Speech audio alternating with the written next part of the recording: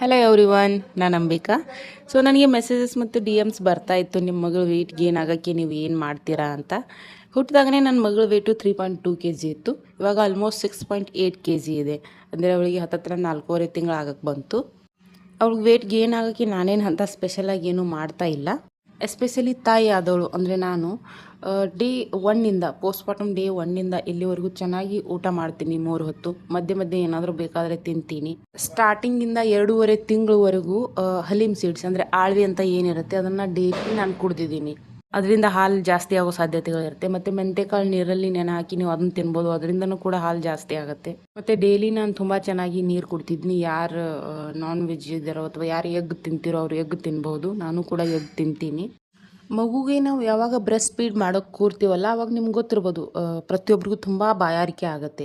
ಅದಕ್ಕೆ best method is, ನೀವು breast feed ಮಾಡೋಕ್ಕಿಂತ ಮುಂಚೆನೇ ಚೆನ್ನಾಗಿ ನೀರು ಕುಡಿದು ಆಮೇಲೆ ಬ್ರೆಸ್ಟ್ ಫೀಡ್ ಮಾಡಿದ್ರೆ ಹಾಲು ಚೆನ್ನಾಗಿ ಹೋಗುತ್ತೆ ಮಗುವಿಗೆ. ಬ್ರೆಸ್ಟ್ ಫೀಡ್ ಮಾಡೋವಾಗ ನಾನೇನು ಫಾಲೋ ಮಾಡಿದ್ದೀನಿ ಅಂದರೆ, ಪ್ರತಿ ಸಾರಿನೂ ಬ್ರೆಸ್ಟ್ ಫೀಡ್ ಮಾಡೋವಾಗ ಫ್ರಮ್ ದ ಡೇ ಒನ್ ಟೈಮಲ್ಲಿ ಒಂದು ಸೈಡ್ ಮಾತ್ರ ಬ್ರೆಸ್ಟ್ ಫೀಡ್ ಮಾಡೋದು.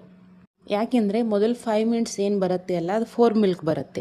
ಅದಾದ ನಂತರ ಹ್ಯಾಂಡ್ ಮಿಲ್ಕ್ ಬರುತ್ತೆ. ಹ್ಯಾಂಡ್ ಮಿಲ್ಕಿಂದ ಬೇಬಿಗೆ ವೇಟ್ ಗೇನ್ ಜಾಸ್ತಿ ಆಗುತ್ತೆ. ಸ್ಟಾರ್ಟಿಂಗ್ ಇಲ್ಲಿವರೆಗೂ 5ನೇ ತಿಂಗಳು ನಡೆದಿದೆ, ಇಲ್ಲಿವರೆಗೂ ನಾನು ಯಾವುದೇ ಡಯಟ್ ಫಾಲೋ ಮಾಡಿಲ್ಲ. ಶುಗರ್ ಕ್ರೇವಿಂಗ್ ಆಗುತ್ತೆ, ಯಾವುದಾದ್ರೂ ಒಂದು ಫಾರ್ಮಲ್ಲಿ ನಾನು ಶುಗರ್ ತಿಂತಾನೆ ಇರ್ತೀನಿ ಮತ್ತು ತುಂಬ ಜಾಸ್ತಿ ನೀರು ಕುಡಿತಾನೆ ಇರ್ತೀನಿ. ಸೊ ಇದನ್ನು ಬಿಟ್ಟು ಸ್ಪೆಸಿಫಿಕ್ಕಾಗಿ ಅಂತ ನಾನು ಏನೂ ಮೆಥಡ್ ಫಾಲೋ ಮಾಡಿಲ್ಲ. ಇವತ್ತಿಗೆ ಅಷ್ಟೇ. ಬಾಯ್.